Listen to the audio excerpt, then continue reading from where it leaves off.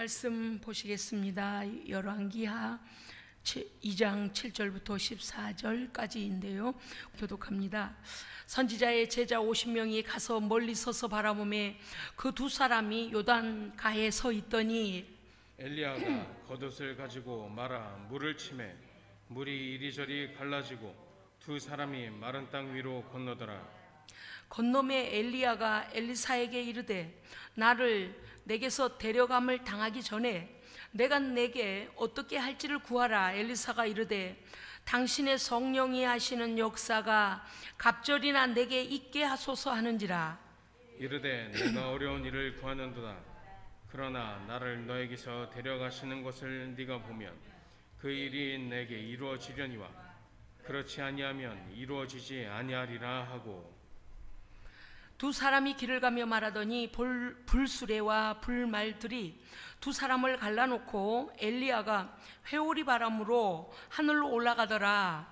엘리사가 보고 소리 지르되 내 아버지여 내 아버지여 이스라엘의 병거와 그 마병이여 하더니 다시 보이지 아니하는지라.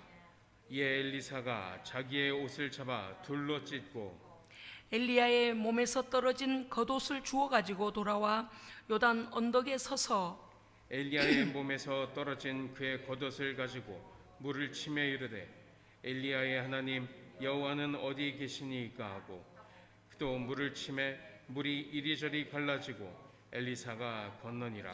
아멘. 너무 재미있는 스토리 같아요. 그런데 이건 사실입니다. 사실이어서 리얼이어서 더 관심이 갑니다. 주께서 우리를 오라 하시고 제자로 부르실 때에 스승 되시는 예수님을 끝까지 쫓아가면 승리합니다. 아멘. 주와 같이 길 가는 것이 고난입니까? 고통입니까? 빼앗김입니까? 아닙니다. 주와 같이 동행하면 우리의 실패는 승리가 되고 우리의 연약함은 강함이 되고 우리의 모든 약함이 오히려 주의 권능으로 강해집니다. 아멘. 그러므로 주와 같이 길 가는 것이 가장 기쁜 일입니다. 네, 오늘 스승과 제자를 말하자면 예수님과 제자들도 있고 바울과 디모데도 있지만 엘리야와 엘리사의 사건은 정말 우리가 기억할 만한 일입니다. 사실은요, 아하방이 죽은 후에, 아하방이 얼마나 악합니까? 아하방의 아내가 누구죠? 이세벨이죠. 이세벨은 악하기로 독하기로 소문난 사람. 왜요? 이방 제사장의 딸이에요. 그러니까 우상 숭배하는 제사장의 딸이에요. 정략 결혼했어요. 그래 아하방이 이세벨의 영향으로 온 나라의 산당에다 우상 숭배하는 걸 다 갖다가 세우고 온 백성을 다 타락시키잖아요. 이 악명 높은 아하방이 죽은 후에 우리가 엘리야와 관련하여 850대 1 갈멜산에서 일어난 이방 우상 숭배하는 자들과 엘리야 선지자 한 사람 850대 1로 엘리야 선지자가 승리했던 그때 왕이 아하방입니다. 이세벨이 통치할 때, 이세벨과 아하방이 통치할 때입니다. 그런데 이 아하방이 죽은 후에 아하시아 왕이 되어지는데 아하시아가요 다락 난간에서 떨어졌어요. 그래서 병이 듭니다. 그런데 그의 신하들을 어디로 보내는가 하니 에그론 신 바알세붑에게 가서 이 병이 낫겠나 가서 물어보라는 거예요. 미쳤네 정말. 여러분요, 하나님의 백성들이 이 짓을 기가 막히지 않아요? 엘리야 선지자가 활동할 때인데 에그론의 신 바알세붑에게 가서 내가 이 난간에서 떨어져서 허리도 다치고 이렇게 됐는데 내가 살겠나 물어보라는 거예요. 병이 낫겠는지 물어보라는 거예요. 열왕기하 1장 3절에 보니까 여호와의 사자가 디셉 사람 엘리야에게 와서 말하기를 너는 일어나 올라가서 사마리아 왕의 사자를 만나라. 그리고 가서 이렇게 말해라. 이스라엘에 하나님이 없어서 에그론 신 바알세붑에게 물으러 신하를 보냈느냐? 하나님의 사자가 엘리야에게 와서 그 신하들을 만나가서 너 가서 그렇게 말하라는 거예요. 그래서 뭐라고 하셨는가 하면은 여호와의 말씀이, 그러므로 여호와의 말씀이 네가 올라간 침상에서 내려오지 못할지라 네가 반드시 죽으리라 하셨다 하라, 이렇게 말씀이 선포돼 버렸습니다. 사자들이요, 에그론으로 가서 물어보려고 가다가 왕에게 되돌아왔습니다. 왕이 너희 어찌 된 일이냐, 가다가 왜 되돌아왔느냐, 에그론 신 바알세부백에게 물어보고 왔느냐? 아닙니다. 가다가 우리가 한 사람을 만났는데 우리를 만나 그가 말하기를 너희 왕에게 다시 돌아가라, 그리고 가서 왕에게 이렇게 말하라 라고 해서 왔습니다. 그래요. 그가 말하기를 여호와의 말씀이 이스라엘의 하나님이 없어서 네가 에그론 신 바알세부백에게 물으러 보냈느냐? 네가 이렇게 했으므로 네가 올라간 침상에서 너는 내려오지 못할지라 네가 반드시 죽으리라 하셨다 하라 라고 너희 왕에게 구하라고 했습니다 라고 신하들이 말을 합니다. 왕이 물어보기를 아하시아가 그가 어떻게 생겼더냐, 인상착의가 어떻더냐 물어보니까 그 신하들이 에그론으로 가다가 에그론 신에게 찾아가다가 본 모습을 말하는데 이렇게 말해요. 털이 많은 사람이고요, 허리에 가죽띠를 띠고 있습니다, 이렇게 말해요. 그러니까 알아들었어요. 아하시아가 디셉 사람 엘리야구만. 자, 하나님의 무서운 경고가 떨어졌는데 왕이요 뭘 하는지 보십시오. 이제 왕이 50부장은 군대 몇 명을 거느리면 50부장이에요? 그죠? 50명을 거느리죠. 50부장과 50명의 군사들을 엘리야에게 보내요. 이렇게 소대가 되겠죠. 작은 단위니까. 가서 보니까 엘리야가 산 꼭대기에 앉아 있는 겁니다. 신하들이 하나님의 사람이요, 왕의 말씀이 내려오라 하십니다 그랬어요. 내려오라 하셨나이다. 엘리야가 대답합니다. 내가 만일 하나님의 사람이면 불이 하늘에서 내려와 너와 너의 50명을 살을지라 선포를 해버립니다. 불이 곧 하늘에서 내려와 50부장과 그의 군사 50명을 살랐더라. 할렐루야, 아멘. 그러니까 참 하나님이시고 그 능력의 하나님의 종이 선포하는 대로 하나님의 역사가 일어나 버리는 거예요. 뭘 볼 수 있는 거예요? 너 이렇게 하나님이 살아계시는데, 살아계신 하나님의 종이 여기 곳에 있는데 어찌하여 이방 신에게 가서 물어보라, 너 지금 하나님을 어떻게 배신하고 있는 거냐, 이거를 알게 하시는 거잖아요. 에어컨을 꺼줘보세요. 뭐 바람이 이렇게, 얘인가? 야, 여러분, 우리 같으면 어때요? 지금 보낸 50부장과 50명의 군사들이 하늘에서 내려온 불에 다 타 죽어버리면 놀래서 발발 떨어야 맞잖아요. 그런데 1장 11절에 가면 왕이 다시 다른 50부장과 그의 군사 50명을 또 엘리야에게 보냅니다. 그랬더니 엘리야 선지자가 똑같은 말을 해요. 그들이 와서 말합니다. 하나님의 사람이요, 왕의 말씀이, 이번에는 뭐라고 하나니까, 아까는 뭐라 그랬어요? 왕의 말씀이 내려오라 하십니다 그랬죠. 이번에는 뭐라니까 왕의 말씀이 속히 내려오라 합니다. 빨리 오랍니다. 오히려 어때요? 강화시켜요. 왕 앞에 와서 꿇도록 광화를 강화시켜 말을 합니다. 엘리야 선지자가 다시 말합니다. 내가 만일 하나님의 사람이면, 내가 하나님의 종이면 불이 하늘에서 내려와 너와 너의 50명을 살을지로다 하며 하나님의 불이 곧 하늘에서 내려와 그와 그의 군사 50명을 살랐더라. 아멘. 또 죽었어요. 어떻게 보고가 안 들어가겠습니까? 그런데 이 아하시아가요, 야, 하나님 두려운 걸 모르네. 하나님 두려운 걸 몰라요. 왕이 세 번째 50부장과 군사 50명을 보낸지라 셋째 50부장이 올라가서 엘리야 앞에 무릎을 꿇고 간구합니다. 이 사람 좀 태도가 달라졌어요. 이 사람 그냥 왕의 말을 전달하러만 간 게 아니고 이 사람은 엘리야 앞에 무릎을 꿇고 엘리야 선지자 앞에 무릎을 꿇고 간청을 합니다. 하나님의 사람이여 원하오니 원컨대 나의 생명과 나의 군사 50명의 생명을 귀히 보소서. 그가 하는 말을 들어보십시오. 전번에 50부장 둘과 그의 군사들을 불이 하늘에서 내려와 살랐거니와 나의 생명을 당신이 귀히 보소서. 아멘. 그래서 생명을 보존해 주기를 이 세 번째 엘리야 선지자를 찾아온 50부장이 간구하고 있습니다. 그랬더니 여호와의 사자가 엘리야에게 말씀하십니다. 뭐라고 말씀하죠? 엘리야야, 너는 그를 두려워하지 말고 이 세 번째 온 50부장과 그 50군사와 함께 내려가라. 엘리야가 곧 일어나서 왕에게 이르렀습니다. 엘리야가 여호와의 말씀이 하면서 말씀을 아하시아 왕에게 전합니다. 여호와의 말씀이 네가 사자를 보내어 에그론 신 바알세붑에게 물으려 하니 이스라엘에 하나님이 아니 계심이냐? 이스라엘에 하나님이 계시지 아니하냐?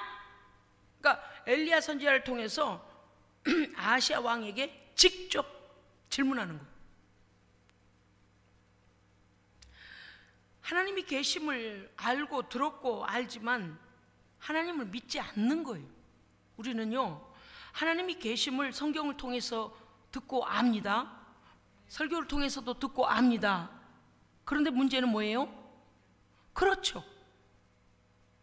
믿고 받아들이고 하나님께서 말씀하신 걸 내 삶에 적용해야 돼요. 도대체 아하시아는 무슨 생각이었을까요? 하나님은 그냥 민족 종교로 형상만 있는 우리 이스라엘의 신은 여호와라는 신이야 그렇게 하고 실제는 이방인의 에그론 신 바알세붑이 자기의 삶을 주관한다, 전능하다라고 여긴 걸까요? 그렇게 돼버렸잖아요. 그죠? 그래요, 그렇지 않아요? 그렇게 된 거예요. 바뀌어버린 거예요. 전능하신 하나님은 이름만 있는 하나님으로 알고 있고 아하시아가요 실제적으로 아무것도 아니고 사람들이 만들어서 이게 무슨 신이다라고 만들어 놓은 이방신은 전능자로 생각하는 거예요. 어쩌면 그리스도인들 중에서 이런 사람들도 많을 거라고 저는 생각해요. 왜냐니까 교회 출석을 하면서도 말이죠, 어디에 뭐 하면 뭐 한다더라. 우리나라는 그런 샤머니즘적인 게 참 많이 있잖아요. 뭐 말하자면 이런 거죠. 어느 날은 손이 있어 이사하면 안 된다더라. 어디로 가면 뭐 써서 안 된다더라. 이게요, 샤머니즘과 뭐 온갖 우상 종교가 짬뽕이 돼가지고 나온 소리예요. 근데 상당히 많은 교회 출석하는 사람들 중에 하나님의 생명의 말씀보다도 이방의 우상을 숭배하는 자들이 만들어낸 샤머니즘적인 뭘 하면 안 좋대더라, 뭘 하면 나쁘대더라, 뭘 하면 조심해야 된다더라, 뭐 7월에는 물 조심해야 된다더라, 뭐 이런 것을 오히려 실제적인 능력이 있는 것처럼 착각하는 사람이 더 많아요. 오늘 아하시아 왕의 행동을 보면은요 이런 거예요. 아하, 너는 하나님의 능력도 믿지 못하고 하나님의 존재하심도 믿지 못하고 하나님께서 어떤 분이시가야 돼 너는 모르는구나. 믿지 않는 거예요. 이방 우상을 더 믿어. 내가 이 병이 나을지 말지 가서 알아봐 달라는 거예요. 이게 무슨 점치는 것도 아니고 무당 앞에 가서 자기를 묻는 것도 아니고 미친 짓이지. 얼마나 하나님을 불신앙했는지 50부장과 50명의 군사를 3번이나 보내잖아요. 그런데 두 번째까지도 하늘에서 불이 내려와서 엘리야 선지자가 참 하나님의 선지자임을, 살아계신 하나님의 보낸 선지자임을 증명했음에도 불구하고 도대체 아하시아가요 하나님을 향한 믿음이 생겨나질 않아요. 하나님을 신뢰하려고 하지 않아요. 오늘 이 설교를 듣는 우리 본당에서 예배드리는 또 유튜브로 또 예배드리는 모든 혹시 교회에 출석하는 사람들 중에 혹시라도 우상과 세상의 샤머니즘이 말하는 것을 마음에 두고 그걸 더 두려워했다면 회개해야 합니다. 할렐루야! 회개해야 돼. 어떻게 하나님을 이렇게 알아요? 나는 아시아의 행동을 보면서요, 한국 교인들하고 비슷하다 그랬어요. 한국 교인들. 자기의 조상 때부터 들어오던 소리는 자기 마음판에 새기고 하나님의 말씀은 새기질 않아요. 현장에서 역사가 일어나는데도 안 믿어요. 오늘 설교는요, 수많은 사람들이 들어야 합니다. 한국 교회 안에 병든 신앙이 너무 많아요. 셋째 50부장은 깨달았습니다. 앞선 50부장들과 군사들이 그 자리에서 하늘에서 불이 내려와 사람이 한 게 아니에요. 제어할 수 없는 하늘에서 그 선지자의 말대로 불이 내려와서 하나님의 참 종임을 드러낼 때 너무나 두려웠습니다. 자기가 세 번째 착취를 받아서 그곳에 가게 된 것도 너무나 두려웠거니와 영락없이 죽게 된 거예요. 앞에 갔던 군사들과 그 50부장을 보아하니 자기도 지금 죽게 생겼어요. 왜? 하나님을 믿지 아니하는 아시아의 명령을 들고 갔으니 자기도 지금 그 엘리야 선지자를 쓰시는 살아계신 하나님 앞에서 죽게 생겼잖아요. 그래서 막 간청을 하는 거예요. 우리의 생명을 좀 귀하게 보소서, 우리도 그렇게 불타 죽지 않게 해주소서. 그렇게 지혜가 있게 된 거죠. 여호와의 사자가 엘리야에게 말합니다. 너 두려워하지 마라. 아시아 두려워하지 마라. 내려가라. 함께 내려가라. 그리고 가서 말합니다. 이스라엘의 하나님이 아니 계심이냐? 네가 하나님을 신뢰하지 아니하므로 네가 올라간 그 침상에서 네가 내려오지 못할지라 너는 반드시 죽으리라 하셨다고 여호와께서 말씀하십니다라고 엘리야 선지자가 그래서 힘있게 전합니다. 성경은 보니까 아시아가 엘리야가 전한 대로 여호와의 말씀대로 죽고 그의 아들이 없으므로, 아시아는 아들도 없었어요. 아들이 없으므로 요람이 그를 대신하여 왕이 되니 엘리야는 불의 사자입니다. 아멘. 불의 사자라는 것은, 성경에서 불이 나오는 것은요, 하나님의 심판과 하나님의 불리하심과 하나님의 능력입니다. 물론 여러 가지로 사용이 돼요. 그런데 불의 사자, 불의 선지자였다는 것은 성령 충만한 선지자입니다. 하나님의 능력으로 하나님께서 쓰시는 선지자예요. 그렇습니다. 진노의 불, 심판의 불, 그러나 정결케 하시는, 죄를 태우시는 성령의 불이요. 그래서 오늘 이 열왕기 하에서 잠깐 동안 엘리야 선지자가 불과 관련된 선지자라는 거, 하나님의 능력의 종으로 쓰임받은 것을 제가 잠깐 소개하는 이유는 갈멜산에서 850대 1의 상황 우리가 잘 알고 있습니다만은 오늘 아시아 왕 때에 그와 같이 하나님을 불신하다가 이렇게 침상에서 내려오지도 못하고 죽게 된 자, 하나님을 그렇게 불신한 자, 그때에도 하나님은 엘리야를 사용하셨습니다. 엘리야 선지자는요, 하나님께서 그토록 능력으로 하나님의 살아계심을 증거하기 위하여 능력을 부으신 그런 선지자죠. 오늘 말씀에서 보면 여호와께서 해오리 바람으로 엘리야를 하늘로 들어 올리시고자 하시는 그때에 엘리야가 엘리사와 더불어 길갈을 나가고 있는데, 길을 지나가고 있습니다. 길갈이라는 곳을요. 엘리야가 엘리사에게 말합니다. 엘리사야, 너는 여기 머물러라. 여호와께서 나를 하늘로 올리고자 하셔서 나를 지금 베델로 가라 하신다. 나를 베델로 보내신다. 그렇게 자기의 수제자죠, 엘리사에게 말하니까 엘리사가 뭐라고 하냐면, 여호와의 살아계심과 당신의 영혼이 살아있음을 두고 내가 맹세하노니 내가 당신을 떠나지 아니하겠나이다. 무슨 뜻이에요? 하나님께서 살아계시고 당신의 영혼이 살아있는 한 나는 당신을 떠나지 않겠습니다. 엄청난 선포죠. 상황이 어떻게 변해도 그는 그렇게 하겠다고 그렇게 고백했습니다. 베델의 제자들이 엘리사에게요 이렇게 말합니다. 당신의 스승을, 엘리야를 오늘 하나님께서 당신의 머리 위로 데려가실 줄을 알고 있습니까? 이렇게 말했어요. 그러니까 다른 생도들도 엘리야가 어떻게 승천할 것을 알고 있습니다. 그렇기 때문에 엘리사에게 말해주는 거예요. 그러니까 엘리사가 뭐라고 대답하냐면 이렇게 대답합니다. 그래, 나도 안다. 너는 잠잠하라. 왜 그럴까요? 이런 거죠. 아니 그거 이거잖아요. 그러면 알아, 쉿, 알아, 쉿. 이런 거예요. 그런 거죠. 알아. 왜 그랬을까요? 엘리사가 여기서 나도 안다, 조용 좀 해라, 왜 그랬을까요? 자기의 목적이 따로 있어요. 시간은 촉박해지고 있습니다. 그 다음에 엘리야가 이제 베델에 갔어요. 길가에서 베델로 보내셨으니까 베델로 갔지 않습니까? 엘리야가 엘리사야, 이제는 뭐요? 내가 너한테 간청한다, 이렇게 말해요. 내가 너한테 진짜 부탁하는데, 이렇게 하는 거예요. 엘리사야, 청컨대 너는 여기 머물러라. 여호와께서 나를 여리고로 보내시느니라. 여리고로 가게 해서 거기서 나를 하늘로 올리게 데리고 가실 모양이다, 이렇게 한 거죠. 그런데 엘리사가요, 또 동일하게 고백합니다. 엘리사왈, 여호와의 살아계심과 당신의 영혼이 살아있음을 두고 내가 맹세하노니 내가 당신을 떠나지 아니하겠나이다. 세상에, 하나님께서 살아계시는 것이 어떻게 변해요? 하나님 죽지 않으십니다. 그러니까 지금 자기의 목적을 이룰 때까지는 엘리야를 떠나지 아니하겠다고 하는 거죠. 그래서 여리고에 이르렀더니 또 똑같은 상황이 또 와요.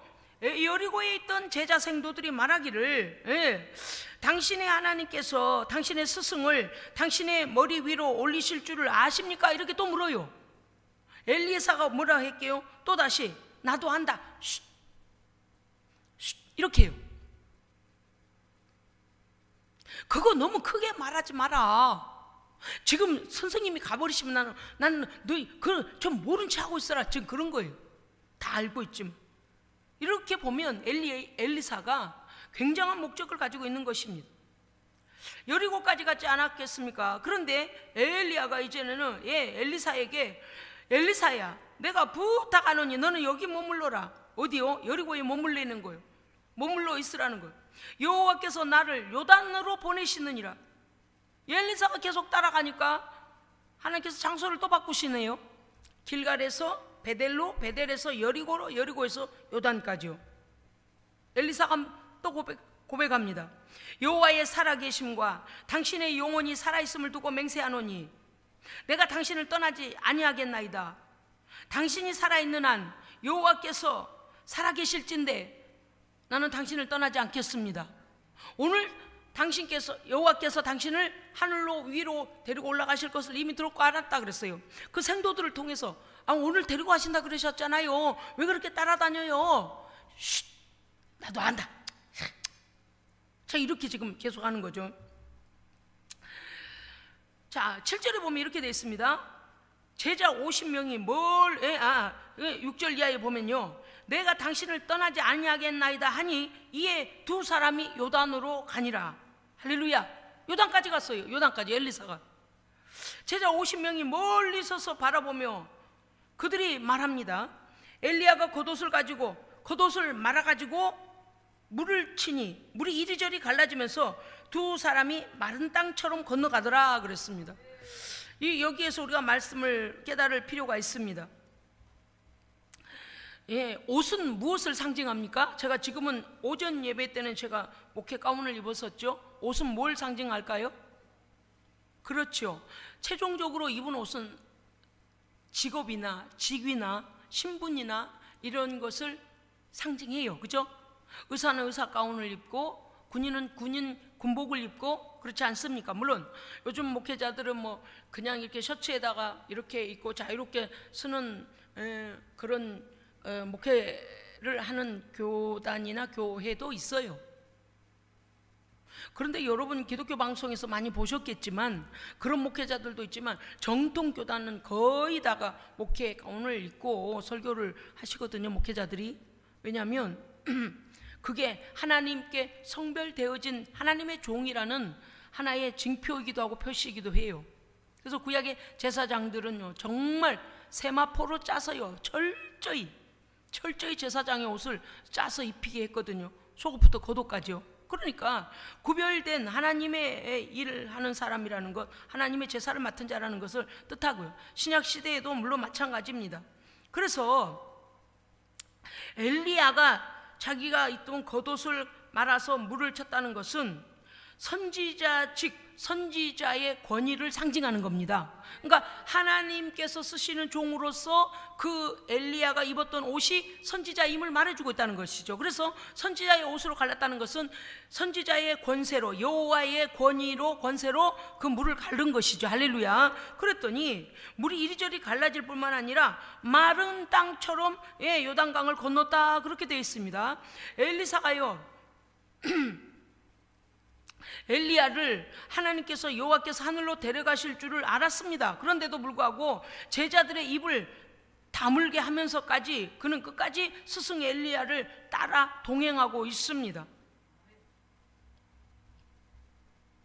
요단을 건넌 이후에 2장 9절에 보면 엘리야가 엘리사에게 이르기를, 시간이 임박해 온 겁니다. 나를 너에게서 데려감을 당하기 전에, 하나님께서 나를 너에게서 떼서 데려가시기 전에 내가 너에게 어떻게 할지를 너는 나에게 구하라 라고 엘리사에게 말합니다. 엘리야는 분명히 엘리사가 이렇게까지 따라오는 엘리사를 보면 분명히 나에게 간절히 간곡히 정말 생에 너무 중요하게 구할 게 있겠구나라는 것과, 또 한 가지는 내가 이 땅을 떠나기 전에 마지막 수제자 엘리사에게 무엇을 해줄 수 있을 것인가를 그에게 묻습니다. 뭘 해주기를 원하느냐? 네가 그토록 나를 끝까지 따라오며 얻고자 하는 것이 무엇이냐? 내게 구하라. 이렇게 했더니 엘리사가요, 오늘 우리 성경에 읽었습니다마는 당신의 성령이 하시는 역사가 내게 갑절이나 있게 하소서. 아멘. 세상에, 제가요 설교에다가 이렇게 써놨어요. 와, 정말 멋진 간청이다. 아멘. 세상에, 아이 돈 주세요 선생님 저기 저 땅 사는 거 말이요, 그거 내 앞으로 좀 해주세요 라든지, 저 많은 제자들을 다 제자가 되게 해주세요, 이런 명예, 돈, 지식 아무것도 구하지 않았어요. 오직 그 능력의 종을 쓰신 성령의 역사가 자신에게 갑절이나 있기를 구했습니다. 세상에서 이것처럼 중요한 게 어디 있어요? 이것처럼. 제가 요즘에요 목회자들의 이렇게 목회 삶, 목회 방향, 목회 삶, 목회적인 걸 이렇게 보거든요. 성령으로 시작하여 그냥 명예나 돈이나 따라가다가 그냥 그저 그런 목회자들도 있고요, 끝까지 하나님 앞에 그 신실함을 지킨 종들도 있고요. 할렐루야. 예. 우리가 너무너무 변질이 돼버린, 하나님께서 즉각적인 심판을 하시지 않기 때문에 사람은 구별하지 못해요. 그런데 엘리야를 보아하니 엘리야가 아무것도 가지고 가지 않아요. 여호와께서 가라시는 대로 가요. 엘리사가 계속 쫓아갑니다. 우리는 엘리야가 아무것도 가지고 가지 않았다는 걸 뭘 보면 알 수 있는가 하면, 다음 구절에서 나오기를 불말과 불병거가 드디어 하늘에 가득하여 하늘에서부터 회리바람이 불면서 이제 승천하여 올라가게 되는데, 그때에 엘리야는 겉옷을 던집니다. 그죠? 왜 그럴까요? 맞습니다. 저는 오늘 평이한 설교를 하려는 게 아니고, 보십시오. 엘리야 선지자는 겉옷 하나만 걸치고 간 거예요. 그런데 하나님의 나라로 가는데 이 섬유로 된 옷이 무슨 소용이 있겠습니까? 그렇죠? 벌써 던진 거예요. 그냥. 아니, 필요가 없어요. 이 땅에 있을 때는 하나님의 종으로서, 그 선지자로서의 권세를 주신 것이죠. 선지자로서 그 일을 하도록 권위와 권세를, 또 하나님의 신분을 주신 거예요. 그런데 이 땅에서 육신의 옷으로 보자면, 옷으로 봐도 하나님 나라 가서는 이런 것을 입는 게 아니고 영적인 것으로 변화되잖아요. 필요 없어요. 이 땅에 속한 건 필요 없어요. 또 있어요. 하나님 나라에 가서 선지자 노릇하지는 않아요. 그러니까 이 두 가지가 다 포함이 되는 거예요. 첫째는 얼른 볼 때에 이 선지자가 막 하늘에서 내려오는데 막 헛대폰에 막 휴대폰도 내려오고 차키도 내려오고 막 집문서도 내려오고 이런 게 아니고, 그 겉옷 하나 달랑했던 거 그거 던졌어요. 왜? 하나님 나라는 그거 필요 없거든요. 그런데 엘리사가 그 겉옷을 집어가지고, 이제 보면 말씀 그래 나와 있습니다. 이래 보십시오. 7절에 제자 50명이 멀리 서서 바라보더라 그랬습니다. 엘리야가 겉옷을 가지고 말아 물을 치며 들어갔어요. 요단에 갔어요. 그 다음에 2장 9절 나를 내게서 데려감을 당하기 전에 너는 내게 요구해라. 엘리사가 말하기를 당신의 성령이 하시는 역사가 갑절이나 내게 있게 하소서 그랬습니다. 여러분요, 이 말씀을 보면 왜 엘리사는 엘리야의 성령의 능력, 그 역사가 자기에게 갑절이나 있게 해달라고 구했을까요? 자기 스승보다 더 능력을 행하려고요? 자기 스승보다 더 많은 역사를 일으키려고요? 아니요. 이 말씀이 근거되는 것이 어딘가 하면은요, 신명기서에 말씀이 나오는데 보니까 뭔가 하면은요, 아버지의 가진 것을 아들에게, 장자에게, 큰아들에게 합법적으로 줄 때에, 장자에게 합법적으로 줄 때에는 보통 형제들의 2배를 줍니다. 이해하셨습니까? 자, 그러면 여기서 엘리야가 구한,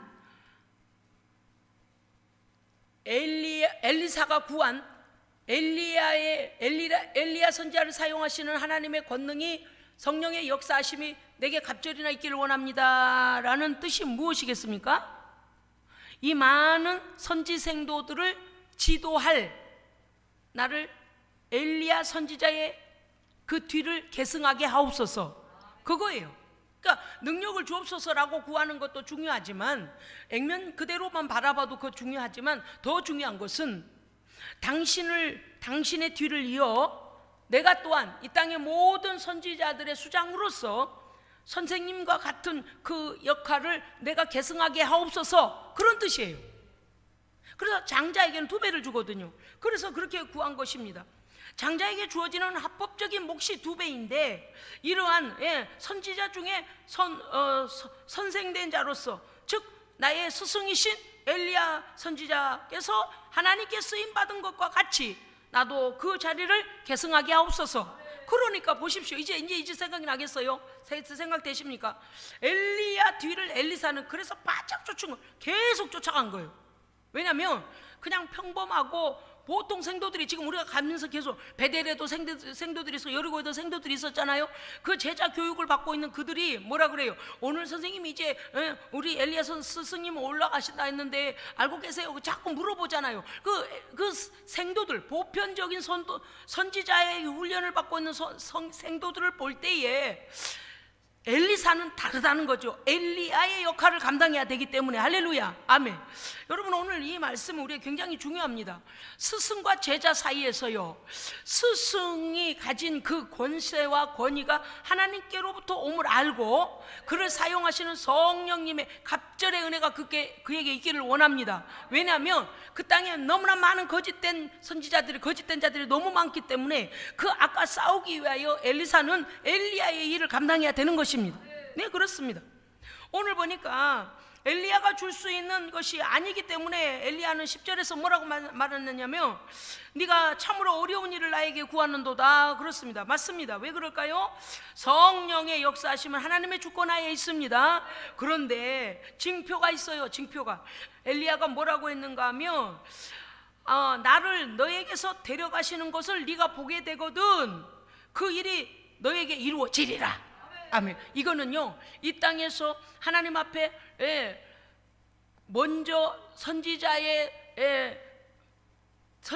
가장 앞선 선지자로서 이 일을 감당하던 엘리야가 해줄 수 있는 마지막 말이에요. 무슨 뜻인가 하면, 엘리야 선지자에게 주신 권세로 엘리사에게 선포할 수 있는 마지막 말입니다. 왜냐하면 하나님께서 쓰는 참 선지자는 증험이 나타난다 그랬어요. 우리 성경 읽어봐서 알잖아요. 거짓 선지자와 참 선지자의 비교되는 것이 뭐라 그러냐면, 참 선지자는, 여호와께서 쓰시는 참 선지자는 예언하는 것이 역사가 되어진다. 거짓 선지자는 말만 하고 역사가 없다. 그래서 거짓 선지자 분별해낸다 그랬어요. 그러니까 이 엘리야 선지자가, 네가 하나님께서 나를 너에게서 데려가시는 것을 네가 보면, 네가 지금 내가 너에게 주고자 하는 일, 아니 네가 나에게 구하는 이 일이 내게 이루어지리라. 아멘. 그러니까 무슨 뜻입니까? 하나님의 종인 내가 사명을 완수하고 하나님께서 부르심 앞에, 하나님의 부르심 앞에 내가 가게 되면 이 일이 너에게 승계되리라. 아멘. 그러니까 천상과 지상에서 하나님께서 엘리야야 너희 사명 다 끝났다 올라와라 하시면 어떻게 된다고요? 엘리사에게 그 능력이 넘어갈 것이다. 그거를 지금 엘리사에게 말해주는 거예요. 그러니까 억지로 막 능력 주세요 능력 주세요 이런 게 아니고요, 장자의 고난으로 두 몫을 주세요. 내가 이 선지자들을 바른 길로 인도할 수 있도록 나에게 선생님과 같은 그 권위를 나에게 부어주세요라고 할 때에 내가 올라가는 것을 보면 내 사명이 맞춰지고 하나님 부르신 걸 네가 보게 되면 너에게 그대로 계승되리라라고 말합니다. 그리고 이렇게 말하죠. 만약 그렇지 아니한다면 그 일일 네가 구하는 갑절의 영감이 너에게 임하지 아니하리라. 그것은 무엇일까요? 하나님께서 나를 사명이 아직 덜 끝났다고 이 땅에서 더 사명의 기간을 연장시킨다면 이 승계가 너한테 넘어가지 아니하리라. 그게 맞는 거예요. 그렇지 않아요? 스승이 아직 이 땅에서 사명을 감당하고 있는 날 동안은 그 스승이 그 권세를 가지고 있겠죠. 그렇기 때문에 엘리야가 한 이 말이 하나님께서 그를 사명이 끝났다고 부르시면 너에게 임할 것이다 라는 거죠.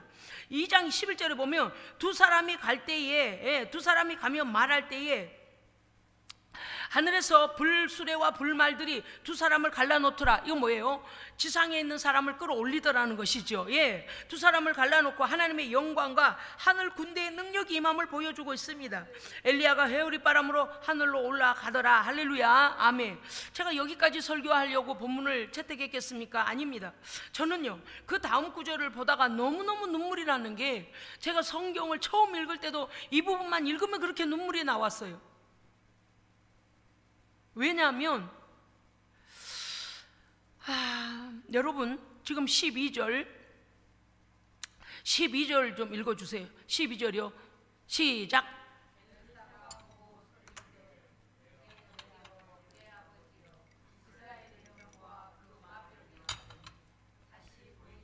아멘. 거기까지만요. 저는 엘리야 선지자가 하늘로 올리어지는 것을 보면서 하늘을 향하여 그 엘리야 선지자에 대한 고백, 이 부분이 너무 저를 울려요. 예전에 제가 성경 읽을 때도요 이 부분만 읽으면 그렇게 눈물이 났어요. 왜냐하면 아하시아가 하는 꼬라지를 보세요. 아하시아 왕이 하는 꼬라지를 보세요. 살아계신 하나님을 멸시하고 우상에게 가서 이 병이 낫겠느냐 말겠느냐라고 물을 정도로 온 백성이 우상에 빠져서 이와 같이 하나님 앞에 악행을 하는 이때에 엘리야만큼은 어디에서도 굽히지 아니하고, 할렐루야, 갈멜산에서 이세벨이 죽이려고 할 때도, 아방이 죽으려고 할 때도 엘리야 선지자는 굽히지 아니하고 850대 1로 나가서 그 하나님 앞에 진실로 기도하고 하나님께 예배할 때 하나님께서 그 모든 번제물을 태우시며 살아계신 하나님이심을 증거해 주셨습니다. 엘리야는 굽히지 않았어요. 상황이 아무리 어려워도, 우상이 아무리 가득 차도, 왕권으로, 권세로, 권력으로 어떻게 그를 몰아쳐도 엘리야 선지자는 지금까지 왜 엘리사가 여기에서 내 아버지여 내 아버지여 이스라엘의 병거와 마병이여 이렇게 고백을 한 줄 아십니까? 진정으로 당신은 이 나라를 지키는 하나님의 종입니다. 진정으로 당신이 이방으로부터 우리 이 이스라엘을 지켜준 하나님의 종입니다. 당신이 있기에 이 나라는 지켜주고 있습니다 라는 고백인 거예요. 아방으로부터 시작하여 하나님 앞에 얼마나 범죄합니까? 그들의 죄로 말미암아 하나님께서 당장 심판하셔도 그들은 말할 수도 없어요. 그 모든 어려움 속에서 엘리야는 한 번도 불의와 타협하지 아니하고요 하나님의 살아계심을 당당하게 전합니다. 당당하게 전할 뿐만 아니라 갈멜산상에서 하나님에 대한 신뢰, 하나님을 온전히 믿음으로 말미암아 하나님의 불의 응답을 온 백성 가운데 보여주게 됩니다. 아멘. 그러하기 때문에 엘리사의 이 고백은, 저는요 여기를 읽을 때마다 눈물이 나요. 우리가요 온 땅이 다 폐괴하여 하나님을 떠나고 우상을 숭배하고 우상이 뱅배해지고 정신 나간 사람들로 가득 차 있을 그때, 예수를 믿는다고 하는 자들마저도 타락하고 세상과 손을 잡고 돈과 명예와 더러운 것들에 다 타락하여 하나님을 떠나도 엘리야와 같이 하나님 앞에 깨어있는 종이 있다면 그 종들, 그 하나님의 백성이 이 땅의 병거와 마병입니다. 그래서 제가 눈물이 났어요. 아주 오래전에 제가 어렸을 때도요 이 부분만 읽으면 제게 감동이 왔어요. 진정 그 나라를 지킨 건 하나님의 종이었구나. 하나님의 편에 선 거룩한 자구나. 아멘. 여러분요 엘리사의 이 고백은요 엄청난 것이 들어있습니다. 아방이나 아시아나 어떠한 권세의 권력 앞에서도 굴하지 않아요. 하나님 살아계시고 하나님 거룩하심을 엘리야는 다 드러냈습니다. 그렇기 때문에 이 엘리사의 이 고백은 내 아버지여 내 아버지여 이스라엘의 병거와 마병이여. 엘리사에게도 엘리야는 아버지였습니다. 네, 영적인 아버지요 민족의 영적인 아버지였습니다. 12절의 하반절에 보면 엘리야가 이제 승천하여 보이지 아니할 때에 엘리사가 자기의 옷을 잡아 둘로 찢었다 그랬습니다. 이것은 무엇인가 하면은요, 하나님 앞에서 이제 이 일에 대하여서 자신이 승계될 것을, 그 계승자로서 그 뒤를 따라갈 것을 결단할 때에 뿐만 아니라 극도의 슬픔과 안타까움과 비통함을 나타내고 있습니다. 스승을 잃어버린, 아니 이 국가를, 이 죄악된 국가를 하나님의 편에 서서 끝까지 기도하고 이겨주었던 엘리야 선지자를 이제는 보내야만 하는 비통함과 자신이 이 일을 감당하기 위한 결단인 것입니다. 그리고 나서 엘리사가 엘리야의 몸에서 떨어진 겉옷을 주워 가지고 돌아와서 이게 떨어진 겉옷을 가지고 돌아왔다는 것은 앞선 선지자직이 자신에게 계승됨을 엘리야가 좀 전에 그랬잖아요. 내가 여호와께서 나를 너에게서 취하여 데려가실 때에 이 일이 일어나리라. 그러니까 그 겉옷이 하나의 표징이 된 거죠. 표징이 되죠. 그래서 요단 언덕에서 엘리야의 겉옷을 가지고 물을 쳤더니 엘리야 선지자가 했던 그 상황이 똑같이 엘리야에게도 일어납니다. 뭘 보여주는 거예요? 엘리야 선지자가 말했던 그대로죠. 내가 하나님 나라로 올려진 걸 네가 보게 되면 네가 구하는 성령의 갑절의 역사가 너에게 나타나리라. 선지자직의 이 선두의 선자의 이 일을 너에게 계승하리라는 말씀이 그대로 이루어진 겁니다. 그렇습니다. 15절에 보면 증인들이 있어요. 누가 증인인가 했더니 맞은편 여리고에 있던 선지자의 제자들이 그것을 보고 말하기를 엘리야의 성령이 하시는 역사가, 엘리야를 통하여 역사하셨던 하나님의 성령의 능력이 엘리사 위에 머물렀다, 이제 임하였다고 그들이 말하고 있습니다. 그래서 하나님께서 엘리야를 통하여 엘리야를 사용하셨던 그 하나님의 나라 그리고 선지자직을 엘리사에게 주시고 엘리사로 그 일을 감당하게 하기 위한 것들을 이 증표로도 볼 수가 있고 증인들로도 볼 수가 있는 것이죠. 그렇습니다. 오늘 말씀에서 보면 그들이 엘리야 위에 성령이 하시는 역사가 엘리사 위에 머물렀다, 임했다라고 말하며 가서 이제 이번에는 엘리사에게로 가서 그에게 나아가 땅에 엎드려 그에게 경배하고 할렐루야 아멘. 무엇입니까? 하나님의 모든 일이 이 엘리사 선지자의 어깨에 이제 승계되었음을 그들이 인정하고 거기에 굴복하는 겁니다. 왜요? 자기들의 스승으로 말이죠. 그렇습니다. 수장임을 인정하고 그들이 그 앞에 얼굴을 엎드린 것이죠. 16절에 보면 50명에게 엘리야를 접어보세요. 저 또 이상한 일이 일어나요. 그날에 여리고에 참 이상하게 오늘 50이라는 숫자가 여러 번 나오죠. 아시아가 50부장과 50인의 군대를 보낼 때도 그랬죠. 그런데 지금 여기에서요, 여리고에서 선지자의 교육 훈련을 받고 있던 50생도가 엘리사한테 와서 뭐라고 한 줄 아세요? 이렇게 말해요. 참 여러분이 읽으면 참 너무나 웃길 것 같은데 16절 한번 읽어보세요. 웃음이 저절로 나는 일이 있어요. 자, 16절 준비 시작.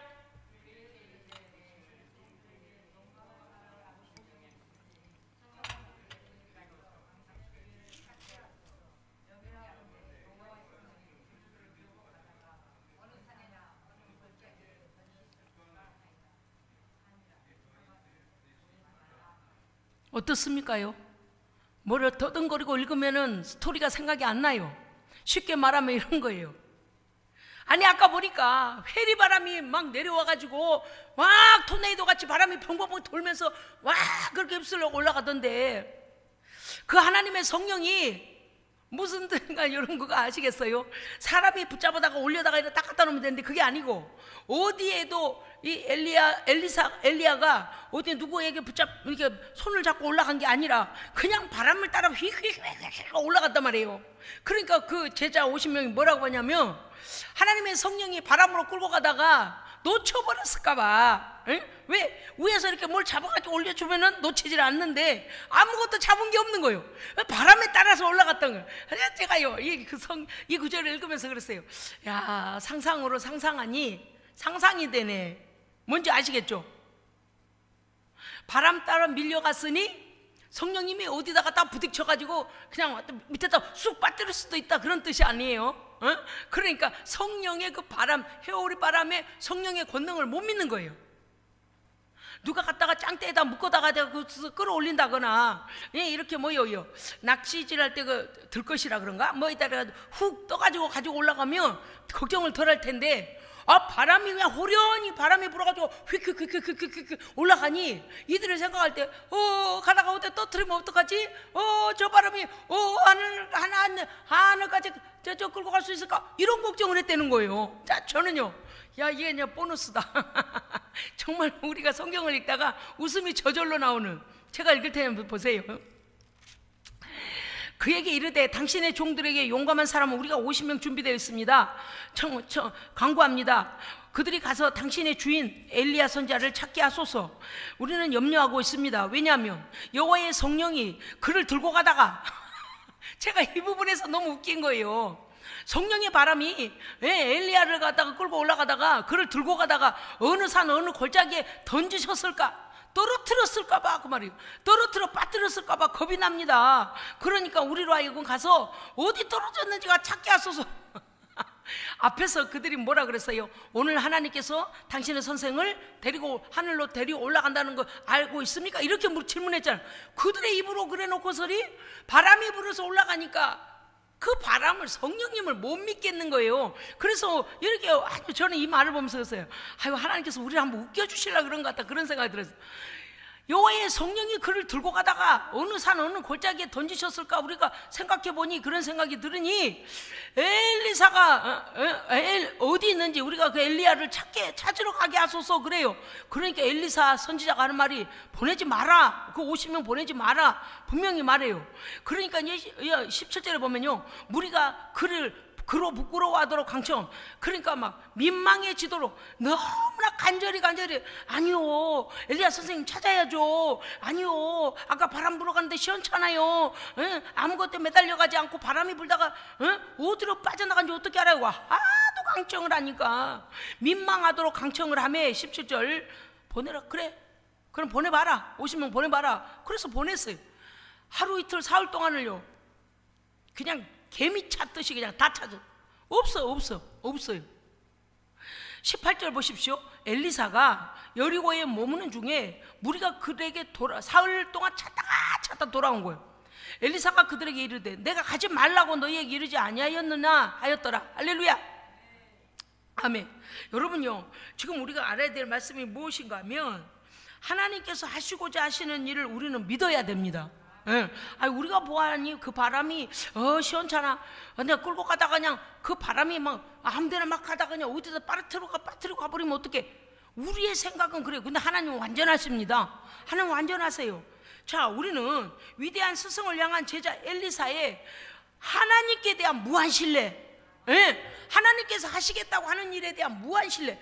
그렇게 하지 않았으면 길갈, 여리고, 베델, 요단까지 안 쫓아다녔을 거예요. 그런데 어때요? 엘리사는 그 하나님을 믿었습니다.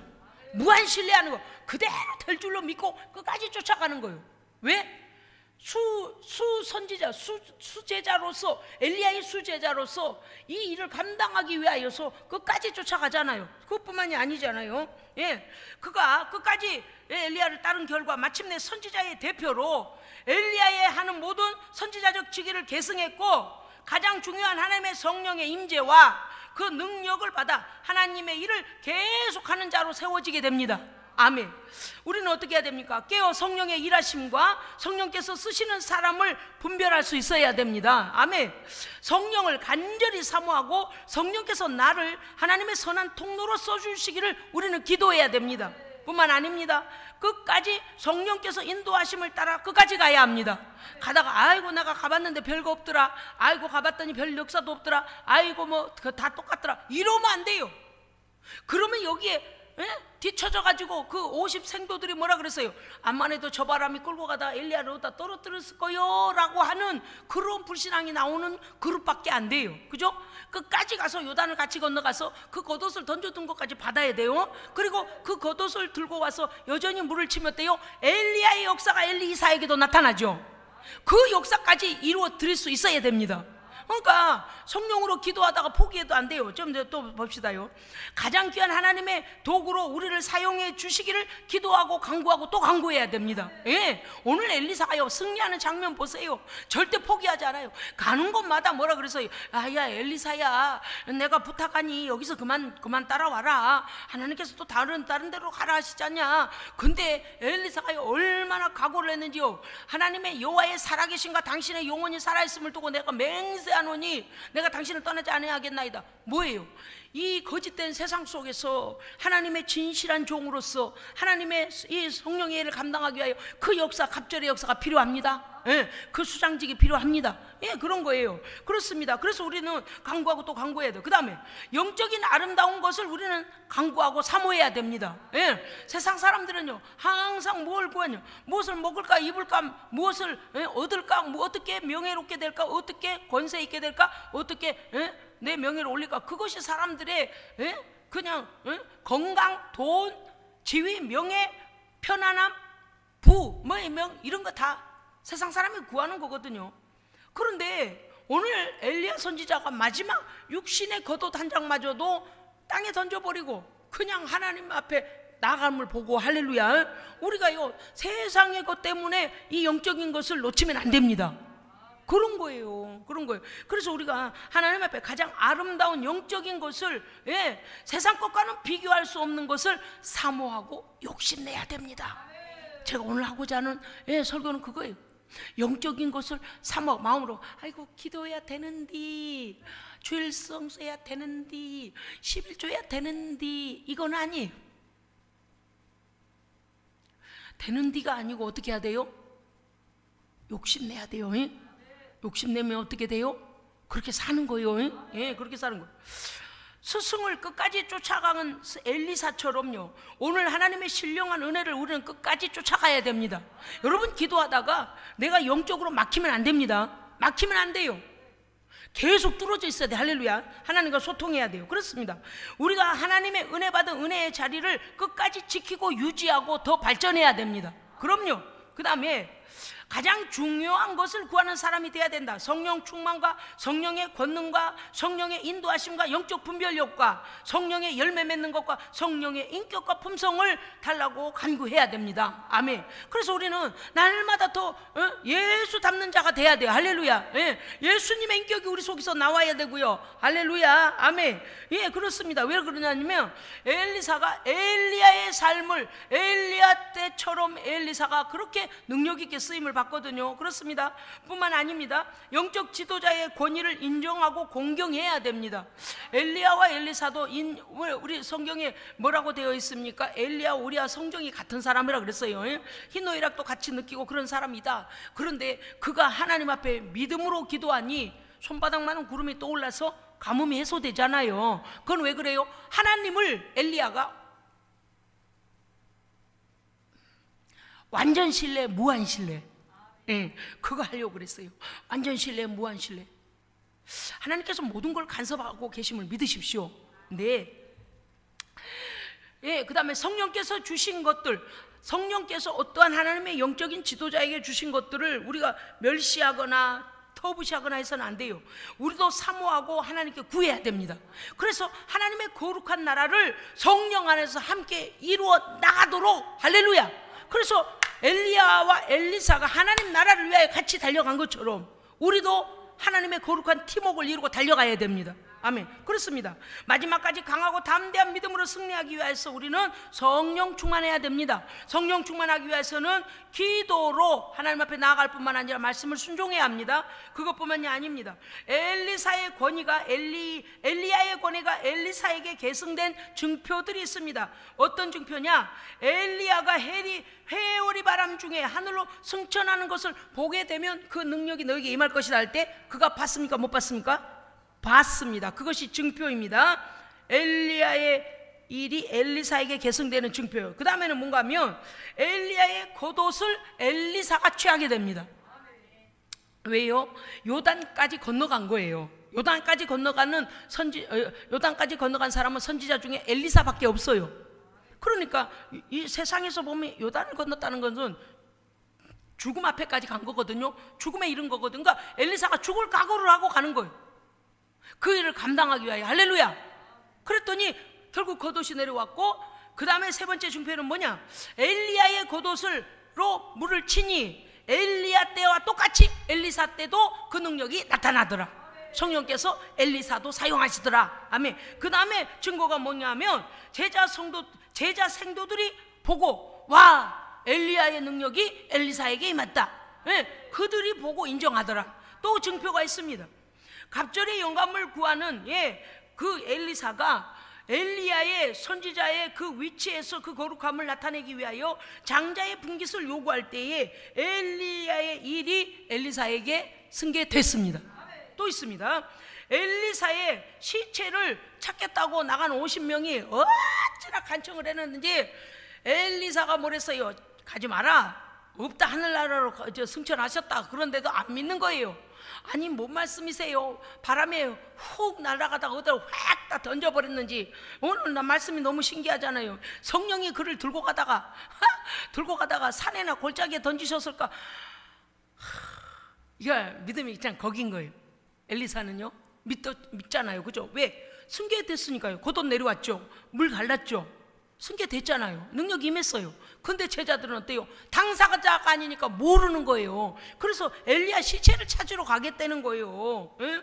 그렇습니다. 그래서 엘리사의 시체를 찾으러 갈 것을 말할 때에 엘리사가 뭐랬어요? 가지 마라. 그런데 갔다 사흘 동안을 얼마나 찾고 도저히 못 찾겠어. 나고 오니까 내가 뭐리냐, 가지 말라 그랬죠. 자, 엘리사의 애언이 그대로 되었습니다.